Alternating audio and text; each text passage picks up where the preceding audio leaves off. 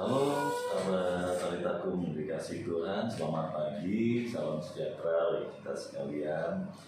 Kiranya Talitakum Bekasi yang di frekuensi 107,8 membangkitkan potensi kehidupan mengubah hidup menjadi penuh kemuliaan. Hari ini Rabu 13 April 2022 ya, dalam sebuah program acara Ngopi Bersama Hal ya, membahas hal-hal yang fenomena dalam sosial kita ya, untuk didiskusikan, diedukasi dan mencari solusi tentunya. Sahabat, pagi ini tema kita ya, adalah mengenai karya kasih Allah yang menyelamatkan manusia ya di masa menjelang Pasca ya, kita bahas ini. Nah, program acara ini merupakan kerjasama antara Radio Talitakum dan Warna Indonesia, yaitu kawan-kawan Astan Indonesia di Kota Bekasi. Bagi sahabat Talitakum dimanapun juga dapat berinteraksi melalui nomor telepon di 0812-945-707 atau melalui SMS ya, melalui WhatsApp juga bisa di nomor telepon 0821 2347 1340. Langsung dengan narasumber kita nih pagi ini, Pak Pendeta Tony Stagan, STHM Pak? Hampir ya Pak, hampir. Sedang berjuang terus ya Pak Pendeta Tony Stagan. Mohon doa. Ya, selamat pagi Pak Tony. Selamat pagi. Baik, beliau adalah kepala sidang di GSKI Tabita Ministry kalau tidak salah gitu ya Pak. Kemudian beliau juga seorang pimpinan di sebuah yayasan. Iya, Yayasan Pelayanan Tabita untuk Menteri. Tabita Menteri, dan beliau mungkin pelayanan di penjara-penjara. Jadi keluar masuk penjara Pak ya. Keluar masuk sampai hari ini Pak. Apa ya? Puji Tuhan ya Pak. Oke, baik Pak, kita boleh menyapa sahabat Talitakum. Kita mulai barangkali dengan hubungan yang ingin disampaikan. Baik, untuk pendengar setia Talitakum Radio dimanapun berada, tema kita hari ini adalah karya kasih Allah kepada umat manusia. Kita sebentar lagi akan merayakan Pasca. Pasca adalah suatu peristiwa yang sangat penting ya, atau suatu peristiwa yang patut kita renungkan, di mana pengorbanan Kristus lewat darahnya yang tercurah di Kalvari, maka setiap orang yang percaya kepadanya menjadi tidak binasa, tetapi meroleh hidup yang kekal, sesuai dengan Yohanes 3 ayat 16. Nah, dalam perjanjian lama juga Bapak Ibu juga sudah ada Paskah. Itu ketika bangsa Israel keluar dari Mesir menjelang Tula yang ke-10, itu terjadi perayaan Paskah, di mana setiap umat Israel memotong kurban, lalu kemudian darahnya itu diambil dan ditaruh di ambang pintu. Ya, di ambang pintu rumah masing-masing. Nah, tapi sebelumnya saya akan bacakan dulu firman Tuhannya. Saya akan buka dari Keluaran pasal 12. Kita nggak usah baca semua. Saya akan mulai dari ayat yang ke-12. Keluaran 12 ayat 12. Ya, Keluaran 12 ayat 12 kita mulai. Sebab pada malam ini aku akan menjalani tanah Mesir, dan semua anak sulung dari anak manusia sampai anak binatang akan kubunuh, dan kepada semua Allah di Mesir akan kujatuhkan hukuman. Akulah Tuhan, dan darah itu menjadi tanda bagimu pada rumah-rumah di mana kamu tinggal. Apabila aku melihat darah itu, maka aku akan lewat daripada kamu. Jadi tidak akan ada tulah kemusnahan di tengah-tengah kamu apabila aku menghukum tanah Mesir. Hari ini akan menjadi hari peringatan bagimu. Kamu harus merayakannya sebagai hari raya bagi Tuhan turun-temurun. Kamu harus merayakannya sebagai ketetapan untuk selamanya. Kamu makanlah roti yang tidak beragi 7 hari lamanya. Pada hari pertama pun kamu buanglah segala ragi dari rumahmu, sebab setiap orang yang makan sesuatu yang beragi dari hari pertama sampai hari ke-7, orang itu harus dilenyapkan dari antara orang Israel. Nah, sedemikian jauh, saudara, pembacaan firman Tuhan. Jadi pada waktu itu, sebelum pembunuhan anak sulung di Mesir, yang dibunuh itu, dibinasakan itu bukan hanya anak sulung manusia, tetapi juga anak sulung binatang. Dan ada satu syarat di mana setiap kali ada tanda darah, maka rumah itu akan dilewatkan. Maka itulah sebabnya kita sebut Paskah. Paskah itu artinya ya, dilewati atau terlewatkan atau tidak ikut dihukum. Demikian juga Bapak Ibu, kita pada zaman sekarang itu ketika kita percaya kepada Yesus, ketika kita menyerahkan hidup kita, menerima Yesus sebagai Tuhan dan Juru Selamat pribadi kita, dan menerima darahnya, dan makan roti perjamuan, maka kita pun akan memperoleh hidup yang kekal dan kita tidak ikut binasa. Itu janji Tuhan. Nah, maka saudara yang kasih, apa yang harus kita lakukan untuk merespon ini sesuai dengan apa yang kita baca tadi, itu menjadi perayaan turun-temurun. Perayaan ya, perayaan. Ya, itu yang tidak bisa kita lupakan. Bahwa inilah sebenarnya momentum kekristenan. Bahwa kita tadinya tidak layak untuk hidup. Kita tadinya tidak layak untuk diselamatkan. Tapi karena darah Kristus yang tercurah di Kalvari, dan kita menjadikan itu dan mempercayai Dia sebagai Tuhan dan Juru Selamat pribadi kita, maka kita memperoleh penebusan. Dan kita ditebus dari jurang maut masuk dalam kehidupan yang kekal. Demikian Pak Pendeta.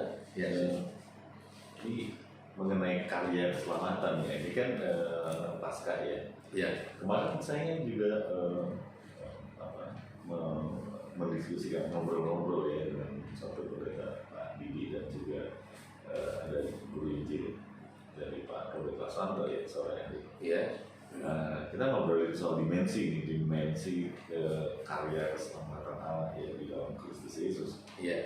Nah, rupanya jauh sebelum dimensi karya keselamatan di dalam Kristus itu, Allah sudah melakukan karya penyelamatan Israel yang kemudian menjadi role model, menjadi prototype, menjadi model penyelamatan Tuhan.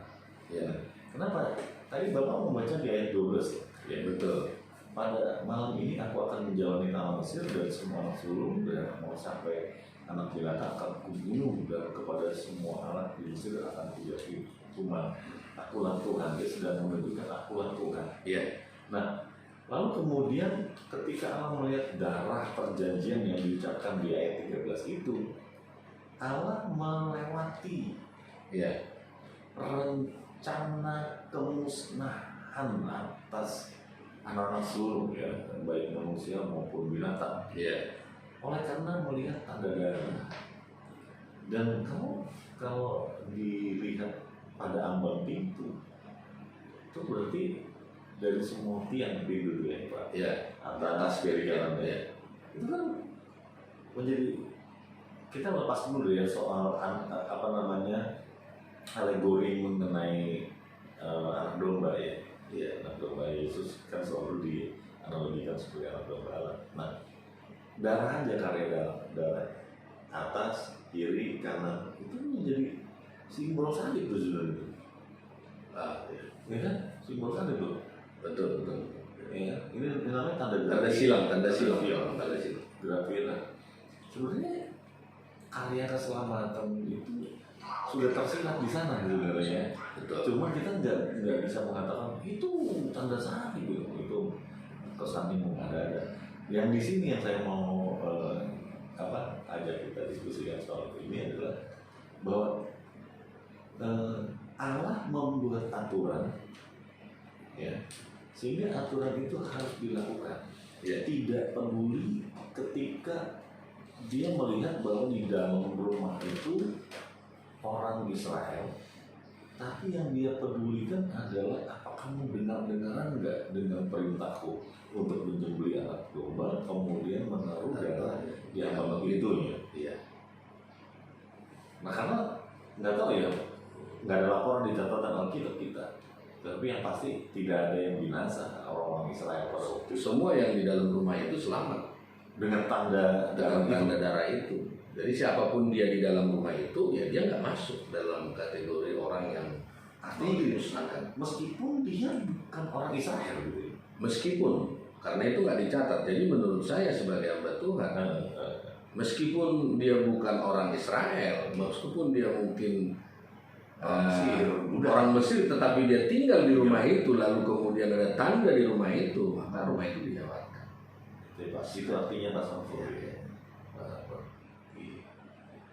biasa ya, konsistensi Allah di situ kita melihat konsistensi Allah. Ya. Ini gimana menurut Jadi pada masa perjanjian lama itu, ya, memang tanda darah itu sebagai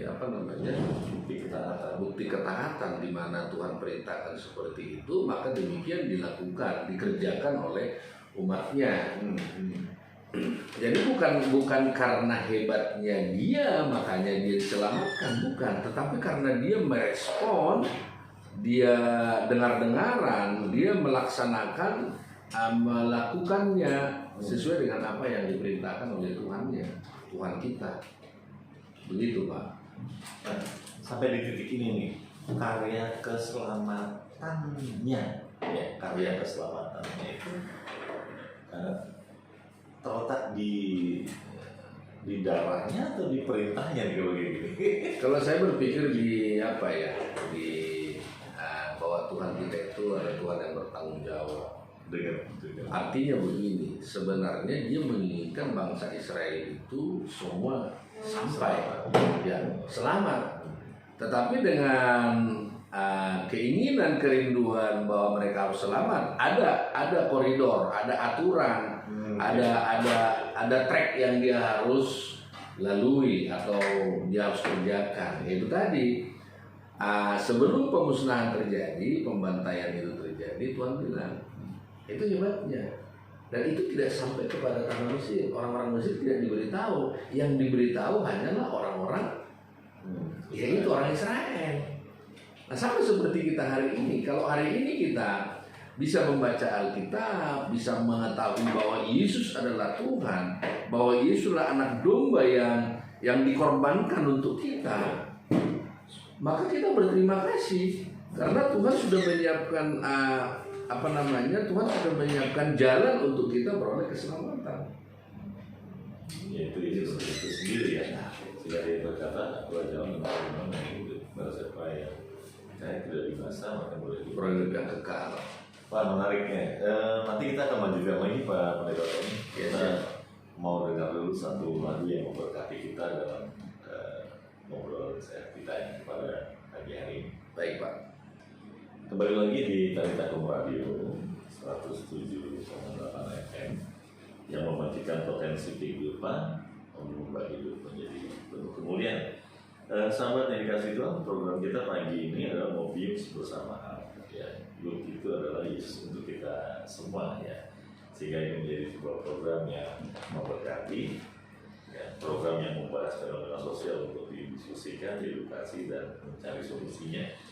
Dan minggu ini bicara tentang karya kasih Allah yang menyelamatkan terkait dengan menjelang Rabu. Ini sudah Rabu pada Kamis Putih besok, lalu kemudian Jumat Agung, dan kemudian ada Sabtu Sunyi, dan selanjutnya Kebangkitan. Nah, program acara ini merupakan kerjasama antara Radio Taritakum dan Pewarna Persatuan Wartawan Nasional Indonesia Kota Bekasi. Bagi sahabat Taritakum dimanapun juga dapat berinteraksi melalui nomor telepon 0821 994567 atau melalui SMS ya di nomor WhatsApp juga nomornya sama 0821 2347 1340. Saya ulangi 0821 2347 1340. Nah, masih dengan narasumber kita Bapak Pendeta Tony Stangen STA, Gembala Sunan Yesus Tabita Ministry, dan juga memiliki pelayanan berjalan di beberapa tempat pembinaan di lapas. Untuk Pak, silakan Pak. Oh iya, yang tadi Pak, Ya. atau Bapak mau tambahkan dulu? Ya silakan. Ya, saya mau sampaikan pasca itu ya adalah peristiwa pembebasan di mana pada zaman dulu, pada zaman bangsa Israel keluar dari tanah Mesir itu menjadi satu momen di mana sampai hari ini bangsa Israel mengingat itu sebagai suatu peristiwa pembebasan mereka dari perbudakan di tanah Mesir menuju tanah perjanjian, yaitu tanah Kanaan. Nah, sama seperti hari ini ketika kita juga merayakan Paskah bagi orang-orang yang percaya dan menjadikan Yesus Kristus sebagai Tuhan dan Juru Selamatnya, maka Paskah itu juga adalah hari yang dimana itu menjadi suatu momen ya, suatu momen yang kita harus rayakan, bahwa lewat Paskah ini, yaitu lewat darah Anak Domba Allah yaitu Yesus Kristus, ya kita memperoleh keselamatan. Oke. Pak, kan perbudakan Mesir itu seperti sebuah penggambaran. Saya sedang main alegori dulu nih, yang alegori sih, imajinasi. Menjadi sebuah penggambaran dari dahsyatnya kuasa dosa. Menurut saya pandangnya gitu ya. Kenapa? Ketika orang berdosa, ya, maka dosa itu mengikat sedemikian rupa, ya, mengikat sedemikian rupa. Pemanggilan Abraham dari Ur-Kasdim itu ada rekam jejaknya, ya, perjalanan. Tapi ketika sampai di Mesir, berhenti di Mesir, ya, dalam perjalanannya sampai ke Mesir dari Ur-Kasdim itu banyak dinamikanya, Oh ya, proses keterpisahan dengan keluarga dan sebagainya, bersama keluarga dan sebagainya, keluarga yang ikut pun akhirnya berpisah juga. Betul, Lot ya. Nah kemudian anak cucu kemudian berhenti di Mesir. Ketika di Mesir itu kan dimulai dari Yusuf yang membawa mereka ya, menyelamatkan ayah dan keluarganya juga. Bangsa Israel ya. Bangsa Israel ya. Jadilah sebuah bangsa di Mesir. Kurang lebih sekitar 14 tahun. Ya. Itu kalau nggak mereka teriak di dalam teriakan yang penuh erangan gitu ya, orang dari penderitaan yang begitu dahsyat ya. Ini kan menjadi gambaran dosa ya. Lu nggak bisa keluar nih tanpa campur tangan Tuhan gitu. Tuhan dengar erangan mereka ya. Musa dalam sebuah peristiwa harus meninggalkan Mesir. Tuhan pilih Musa sejak semulanya ya. Dituntutnya Musa dengan peristiwa itu ya. Sampai kemudian Tuhan memberikan perintah kepada Musa ditemani dengan saudaranya Harun menolong bangsa Israel keluar dari Mesir. Yang diperlukan bukan teriakan mereka itu kan mendapat respon dari Allah nih. Ya. Nah sekarang Didengar. Allah mendengar dan berkarya. Betul. Ya, ini istilah yang saya mau pakai ya. Ini kan karya kasih Allah, bisa aja loh orang peduli sama mereka. Dalam teriakan pun bisa gitu. Tapi satu hal yang paling dia nggak bisa adalah ketika dia udah janji sama Abraham. Ya. Yang Bapak tadi bilang konsisten tuh dia tuh. Ya, dia konsisten terhadap tatanannya. Kalau dia udah ngomong maka ya lakukan gitu ya. Ngeri juga sebenarnya Pak gitu. Tapi dari satu sisi gitu, dia juga punya kasih.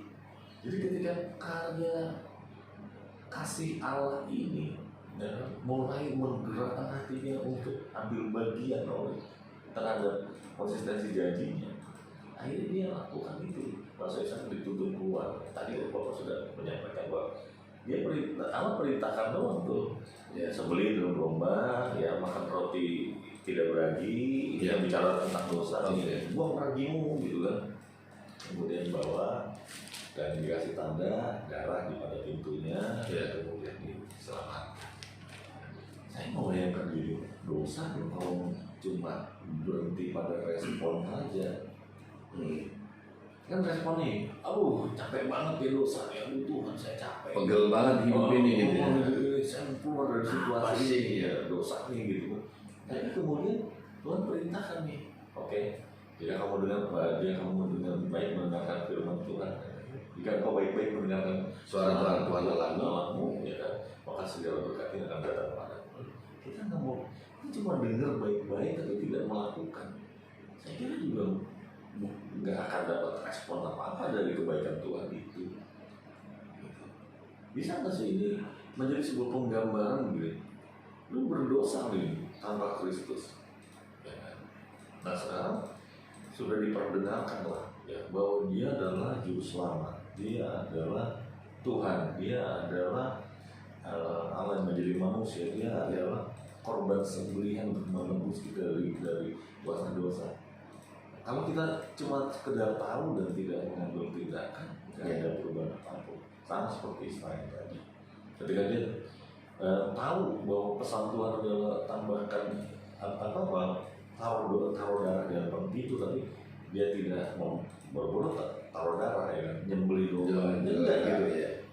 Saya kira yang tadi Bapak bilang semua binasa. Nah, yang saya mau kembalikan adalah gini. Seandainya gitu ya, mereka berhenti pada perangan dan Allah tidak berkarya, maka mereka akan binasa di dalam perbudakan. Gimana Pak? Jadi begini, kita harus ingat ya untuk saudara-saudara dimanapun berada yang mendengarkan acara ini, bahwa tanpa pertolongan Tuhan, tidak ada orang yang bisa keluar dari perbudakan dosa ya. Jadi kita hari ini sama lah, perbudakan Mesir juga ya sama campur betul. Nah contoh kebiasaan kita saja seperti misalnya merokok lah, merokok. Apa sih merokok gitu loh? Tapi ada orang yang bilang, aduh aku kalau nggak merokok nih kayaknya nggak bisa nih gitu. Lucunya kalimatnya begini Pak. Daripada nggak merokok, gue mendingan nggak makan. Nah, kan dia makan dulu, setelah itu merokok. Nah, curang. Makanya biasanya saya beritahu begini. Kalau kita kalau kita nggak merokok, kita nggak akan mati. Beda sama makan. Kalau kita nggak makan, kita akan mati. Nah, itu contoh-contoh. Nah, betapa sulitnya keluar dari perbudakan. Kebiasaan-kebiasaan yang buruk. Betapa sulitnya kita keluar dari situ. Nah, maka butuh penyerahan. Maka bangsa Israel juga pada waktu di Mesir itu, mereka kan sudah menjerit nih. Butuh penyerahan. Nah, penyerahannya seperti apa? Nah, Tuhan pakai Musa. Untuk memberitakan kabar sukacita di mana mereka akan dibawa keluar. Gitu kan? Nah, akan dibawa keluar. Baru kan mereka memulai proses keluar itu dengan apa? Dengan dia melakukan apa yang Tuhan perintahkan. Nah, sebelum mereka betul-betul keluar, maka Tuhan bilang, ayo korban dulu, gitu kan? Korban dulu. Nah hari ini juga begitu. Ketika kita sudah betul-betul ingin keluar dari perbudakan dosa, maka kita harus menerima korban keselamatan yang dari Yesus itu. Bahwa darah Yesus kita mesti terima. Bahwa tanpa darah Yesus kita tidak mungkin diselamatkan. Kita akan binasa. Nah, itu yang suka orang lupa. Bahwa tanpa pertolongan Tuhan kita tidak mungkin bisa keluar dari perbudakan. Atau merayakan menjadi kamu harus di ayat 14 Iya.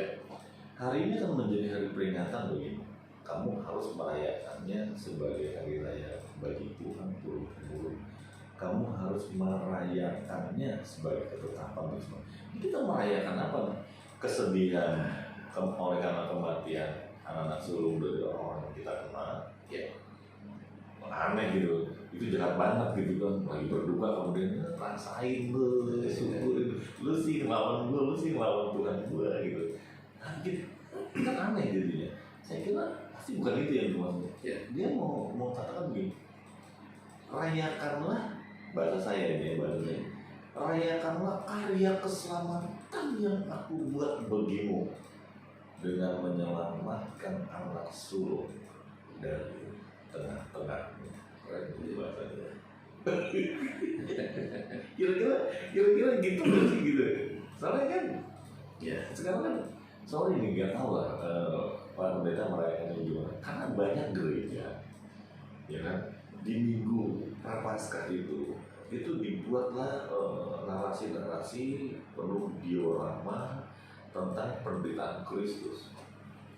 Bagus sih, supaya kita dikuatkan gitu kan, bahwa keselamatan ini adalah karya yang luar biasa dari Allah yang penuh kasih gitu, sehingga kita bersyukur atas karya kasih keselamatan yang Tuhan berikan kepada kita.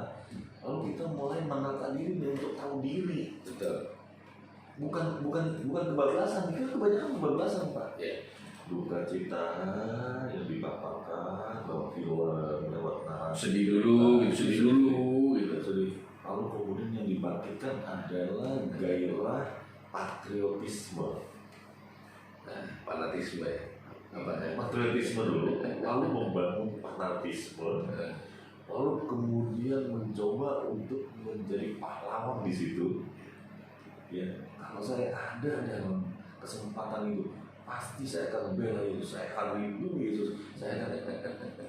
Lalu kemudian sekarang diaplikasikan di sini, nggak boleh Kristen dianggap sebagai warga negara kelas 2 di negeri ini. Saya akan berdiri di depan menjadi pahlawan bagi gereja. Akhirnya jadi sama. Jadi sama. Maksud saya gitu, kita nggak begitu. Tapi ini jangan sampai justru terbangun begitu. Ya, seakan-akan dia meninggikan Yesus malah menjatuhkan, malah dia merendahkan Yesus. Ya, membela Tuhan, membela kebenaran, itu nggak pas. Membela agama, pas. Ya pas kan? Bukan itu kita. Bukan itu yang Tuhan mau. Saya kira itu yang mau saya sepakat gitu. Makanya kan seringkali begini Pak, saya kalau di gereja saya sampaikan begini, kalau engkau sungguh-sungguh, saya bilang sungguh-sungguh di dalam Tuhan. Nah kan kalau kita sudah paham bahwa Tuhan adalah sumber segala sesuatu, kalau dia bilang ya maka ya, kan gitu. Nah, coba senangkan Tuhan gitu kan, senangkan Tuhan.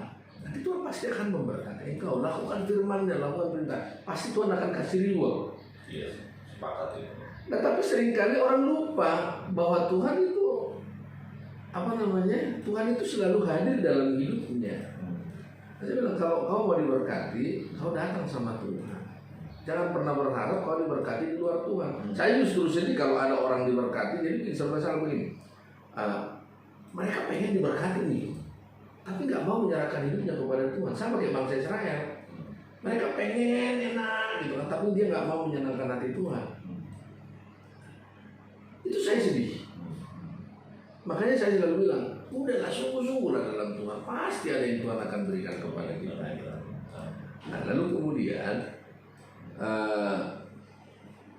tetapi yang lebih menyedihkan lagi apabila mereka jadi kalau mereka nggak diberkati. Kalau mereka nggak diberkati karena mereka nggak sungguh-sungguh kepada Tuhan, saya sedih sebagai hamba Tuhan. Tapi lebih menyedihkan lagi kalau mereka diberkati tapi mereka nggak sungguh-sungguh. Jadi orang nggak sungguh-sungguh diberkati itu lebih menyedihkan lagi, karena itu akan mengikat mereka sehingga mereka tetap di hidupnya itu, dalam perbudakan itu. Ya kan gini, kemarin kita sudah pernah membicarakannya ya, berwaktu cukup lama juga. Kita rindukan berkat Abraham. Mana ada yang enggak, semua rindu. Janji Allah kepada Abraham itu pengennya teraplikasi dalam kehidupan kita. Ya semua berharap begitu. Sehingga berbagai macam cara, lewat pelayanan kita, lewat pujian penyembahan kita, lewat kesetiaan kita, lewat pengorbanan kita.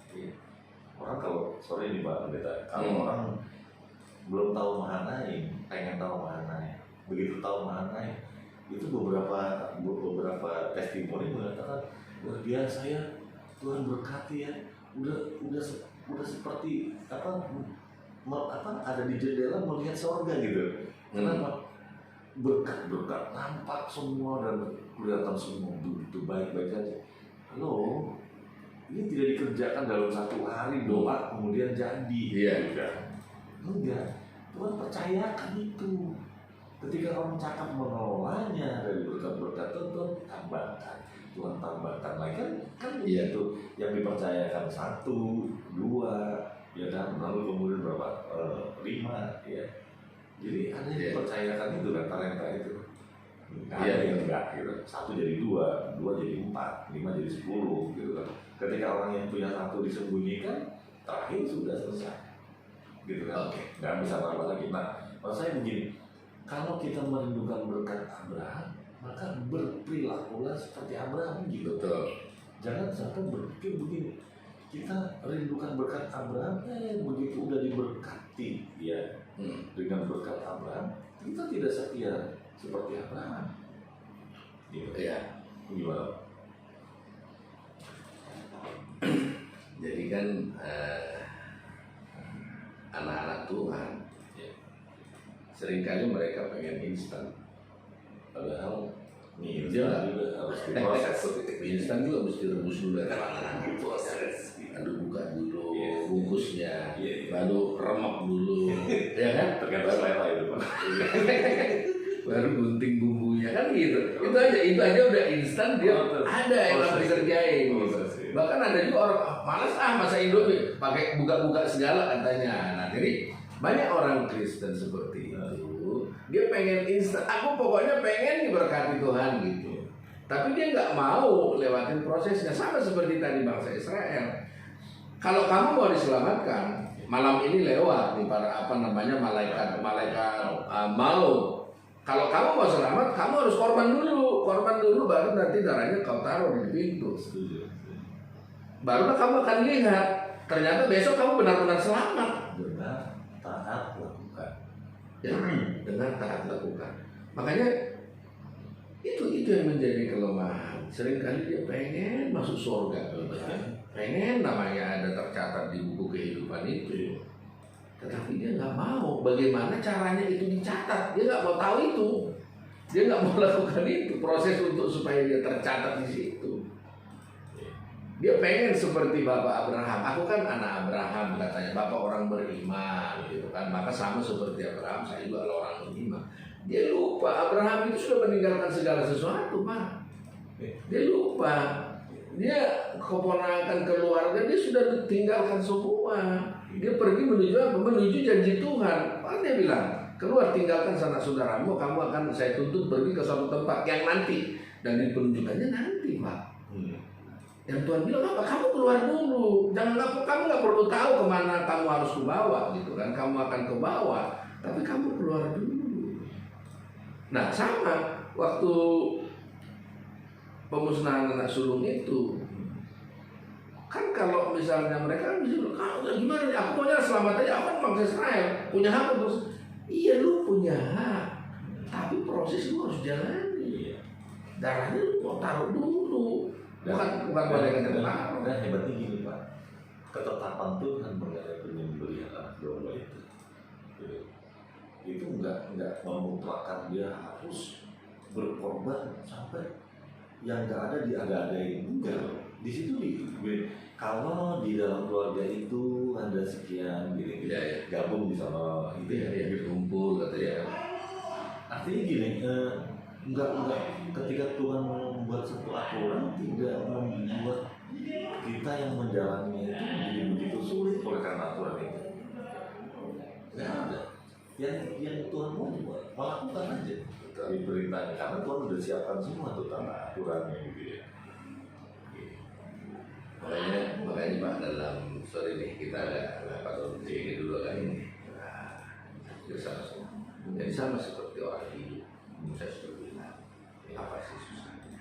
Kan yang Tuhan tuntut dari kita kan sesuai dengan apa yang kita yang kita punya hari itu kan gitu kan. Tuhan nggak menuntut apa yang tidak kita punya juga.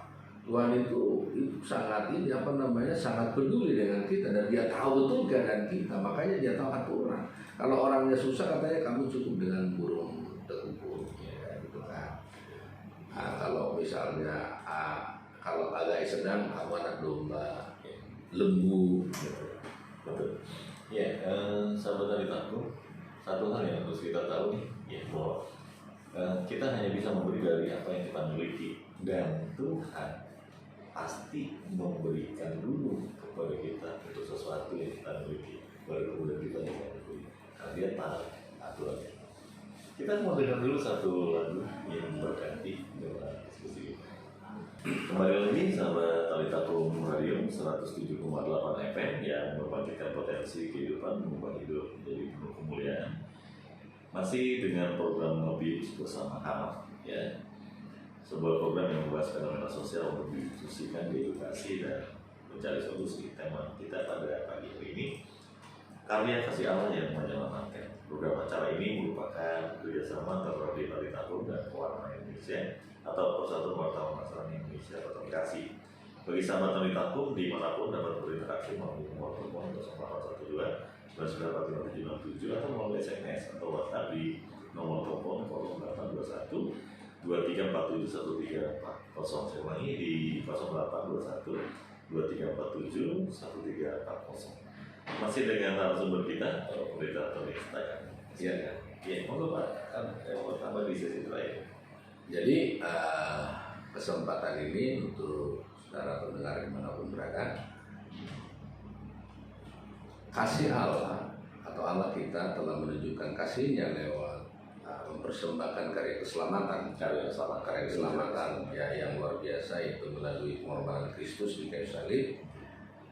Sekarang dari pihaknya Tuhan, pihaknya pencipta kita, sang Khalik kita sudah diberikan. Lalu apa respon kita itu sekarang? Apa respon kita untuk pertama respon kita tuh ya, apa wujud respon kita yang kita akan berikan atau persembahkan kepada untuk meresponi kebaikan Tuhan ini. Tapi seringkali kan anak-anak Tuhan tidak meresponnya dengan baik. Seringkali seperti itu Pak. Jadi harus kita respon dengan kita juga memberikan hidup kita untuk pekerjaan. Gini, yang pertama barangkali perlu sahabat Talitakum dimanapun berada yang bisa mengerti adalah bahwa karya keselamatan Allah di dalam Kristus Yesus ini kan sama seperti yang tadi Bapak sampaikan, bahwa analogi dari perjanjian lama, karya keselamatan melalui penyembelihan anak domba, ya, sehingga darahnya menyelamatkan bangsa Israel, ya, terhadap pemusnahan anak sulung. Nah, kemudian masuk ke dalam karya keselamatan di dalam Kristus Yesus lewat kematian di kayu salib. Nah, ini kan butuh respon nih.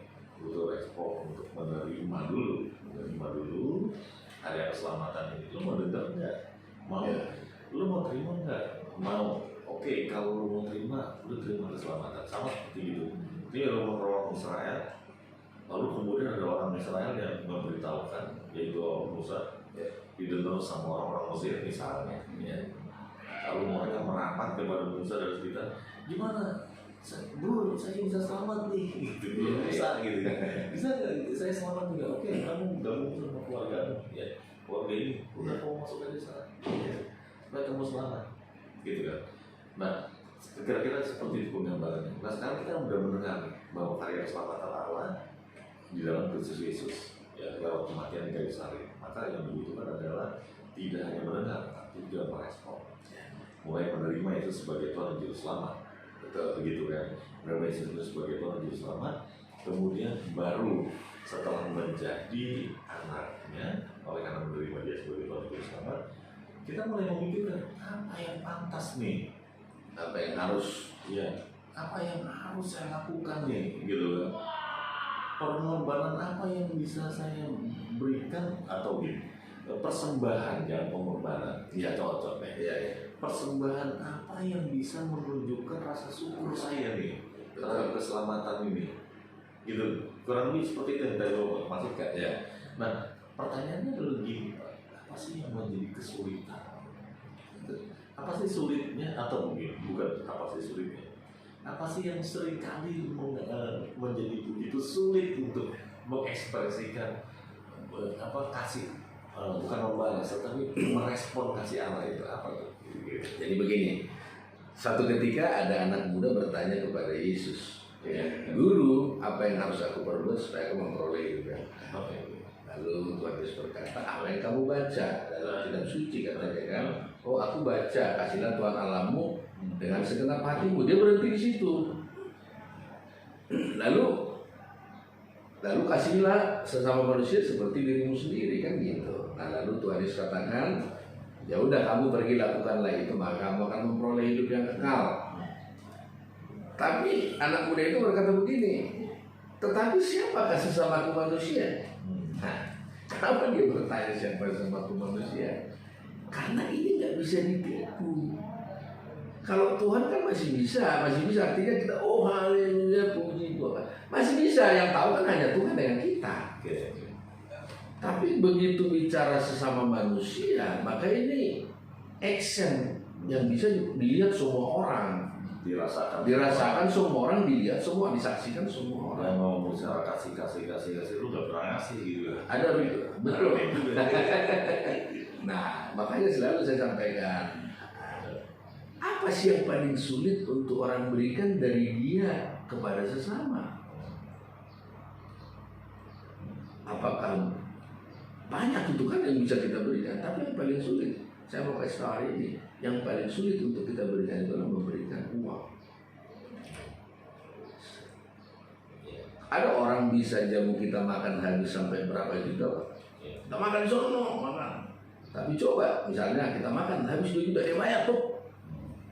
Pengeluarannya sama, tapi ketika disuruh dia kasih 2 juta uang cash, itu sulit. Bukan berarti tidak ada. Nah, makanya saya selalu katakan, orang yang sudah bisa lewat dengan ini, maka dia saya kasih jempol. Orang kalau punya utang, Tuhan kan sudah bilang kalau ada orang yang meminjam kepada beri, dan kamu usah tagih-tagih, kan begitu kan? Kenapa? Karena Tuhan akan bayar. Dan banyak orang yang pinjam uang itu pakai ayat itu gitu ya. Salah ya? Kalau yang dari pihak yang pinjam, kalau dia nggak bayar dia salah. Tapi dari pihak yang meminjamkan, Tuhan bilang kalau lu nggak dibayar, lu akan dapat kembali. Makanya saya bilang sama ada teman saya, kalau lu ditipu orang dengan misalnya bisa ditipu orang atau 10 juta, langsung saya gambarkan kalau kau rela dengan untuk dengan legowo lah, udahlah mensyukuri itu, maka saya berkata begini, berarti uang sebesar itu menjadi kecil di matamu. Artinya nanti ada berkat yang besar akan terjadi. Nah, itu contoh-contoh. Jadi bukan itu yang tapi itu yang paling sulit untuk kita berikan. Makanya di gereja itu selalu ada. Kadang-kadang saya pikir ini hapus saja lah uang 2.000. Masih ada di persembahan. Tapi kalau 2.000-nya digulung banyak nggak apa-apa. Tapi seperti makan kita jadinya. Tapi bukan.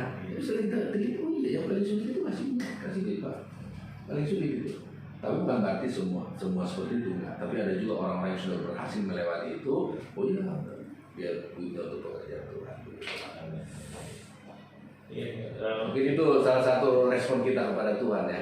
Apa yang kita dapat dari Tuhan, kita kembalikan lagi kepada Tuhan. Jadi cara kita mengasihi Tuhan itu kan beragam ya, baik di dalam pelayanan kita mendoakan orang-orang kudus, kata Rasul Paulus, dan pengorbanan kita dengan waktu, dengan tenaga, dengan banyak hal yang bisa kita lakukan.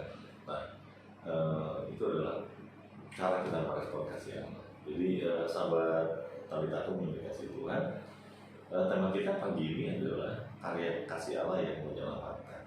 Ya, tentu saja kita sudah merasakan karya Allah dalam kehidupan kita semua. Nah, sekarang bagaimana cara kita ya merayakan karya Allah ini dengan cara yang menyukakan hati Tuhan. Amin. Ya, yang menyukakan hati Tuhan. Tentu dengan korban-korban yang bisa kita lakukan, ucapan syukur yang kita lakukan, dengan persembahan-persembahan yang bisa kita lakukan, dan seluruh kehidupan kita jadikan sebagai persembahan yang hidup, yang kudus dan yang berguna kepada Allah.